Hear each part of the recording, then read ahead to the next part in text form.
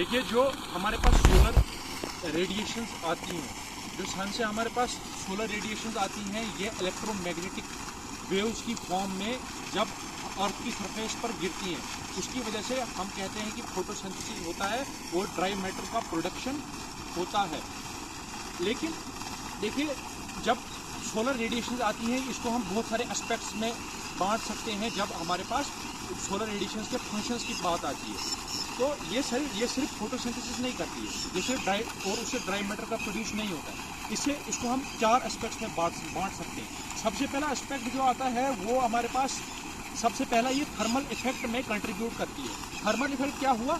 जब हमारे पास कोई भी धूप में हम कोई सब्सटेंस रखते हैं तो वो गर्म हो जाता है। वो क्यों गर्म होता है? जब वो सन की सोलर रेडिएशंस को एब्जॉर्ब करता है और वो एब्जॉर्ब हीट में जब कन्वर्ट होता है और उसको हीट में कन्वर्ट करके वो गर्म हो जाता है। वैसे ही क्या होता है क्रॉप के केस में, जब वो थर्मल रेडिएशंस क्या होती हैं, वो क्रॉप जो होती है वो उसको एब्जॉर्ब करती है सोलर रेडिएशंस को और वो गर्म हो जाती है। और उससे क्या होता है? उससे क्रॉप ग्रोथ में इन्फ्लुएंस आता है। ट्रांसपिरेशन जो होती है वो ज़्यादा होती है और भी न्यूट्रिएंट अवेलेबिलिटी अफेक्ट करती है। और सोलर रेडिएशन की जो थर्मल इफेक्ट है वो 70% कंट्रीब्यूट करता है सोलर रेडिएशन। मतलब कि जो 70% जो इफेक्ट होता है सोलर रेडिएशन का, वो थर्मल इफेक्ट होता है। और उसके बाद तो दूसरे इफेक्ट की हम अगर बात करें तो वो फोटोसिंथेटिक इफेक्ट है। जो फोटोसिंथेटिक इफेक्ट है, हमने उसको डिटेल में अच्छी तरह पढ़ा हुआ है कि जैसे कार्बन डाइऑक्साइड, वाटर, क्लोरोफिल के प्रेजेंस में जब वो आपस में रिएक्ट करते हैं और मैग्नीशियम आयंस के प्रेजेंस में वाटर का ब्रेकडाउन, वो सारा मैकेनिज्म हमने पढ़ा हुआ है 12th क्लास में। उससे क्या होता है? उससे वो सोलर ये जो हमारे पास क्रॉप है वो कार्बोहाइड्रेट बनाती है। इसको हम कहते हैं फोटोसिंथेटिक इफेक्ट। और ये फोटोसिंथेटिक इफेक्ट जो है ये 28% सोलर रेडिएशंस कंट्रीब्यूट करती है क्रॉप ग्रोथ में। अब तीसरा जो इफेक्ट आता है वो आता है इसमें फोटो पीरियोडिक इफेक्ट, जिसे हम फोटो पीरियोडिज्म भी कहते हैं। फोटो पीरियोडिज्म क्या होता है? फोटो पीरियोडिज्म हमारे क्रॉप की फ्लावरिंग को अफेक्ट करता है।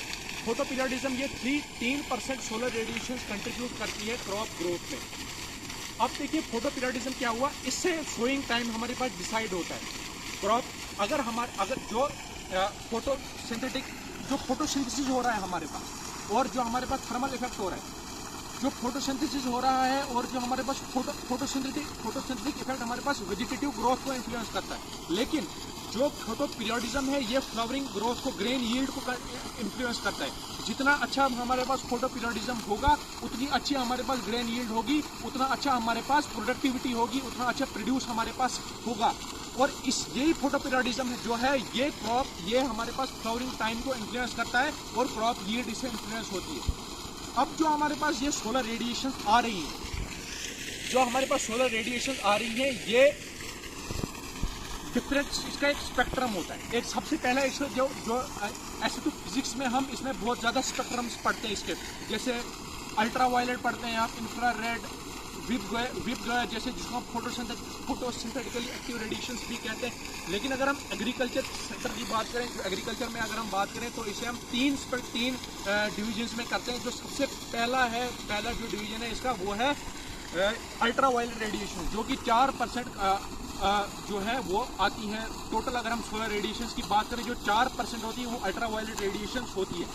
लेकिन जो अल्ट्रा वायलेट रेडिएशंस होती है वो सरफेस तक नहीं पहुंचती। जो ओजोन लेयर स्ट्रेटोस्फीयर में प्रेजेंट होता है वो उस अल्ट्रा वायलेट रेडिएशंस को नीचे नहीं आने देता है अर्थ की सरफेस तक, और उससे क्रॉप को बहुत ज़्यादा नुकसान होता है अगर वो सरफेस तक पहुंच गई। किसी जैसे न्यूजीलैंड में, कल ही हमने सुजल से बात की थी तो उसने कहा था कि जो न्यूजीलैंड कंट्री है, यहाँ पे क्या होता है, यहाँ पर मैक्सिमम वहाँ पर थिनेस्ट लेयर ओजोन की प्रेजेंट है। और दूसरा जो आता है, एक ये तो हो गया अल्ट्रावायलेट हो गया, और दूसरा आता है जो 45% जो सोलर रेडिएशन होती है वो क्या होती है, वो हमारे पास ये पार होती है, फोटोसिंथेटिकली एक्टिव रेडिएशन। ये क्या होती है? ये फोटोसिंथेसिस को अफेक्ट करती है। इसमें विपवायर, violet, indigo, blue, green, red, yellow, ये कलर जो होते हैं ये इसमें प्रेजेंट होते हैं इस सोलर रेडिएशन में। और ये क्या इन्फ्लुएंस करती है? ये हमारे पास क्रॉप ग्रोथ को, थर्मल इफेक्ट, ये सारा इसमें थर्मल इफेक्ट जो होता है वो न्यूट्रिएंट अवेलेबिलिटी, न्यूट्रिएंट एसिमिलेशन, जो सारी ये चीज़ें इनको भी इन्फ्लुएंस करती है। और जो लास्ट में आती है वो आती है, और जो अल्ट्रावायलेट का जो वेवलेंथ होती है वो 0.4 से लेकर 0.3 माइक्रोन या 300 टू 400 नैनोमीटर की होती है।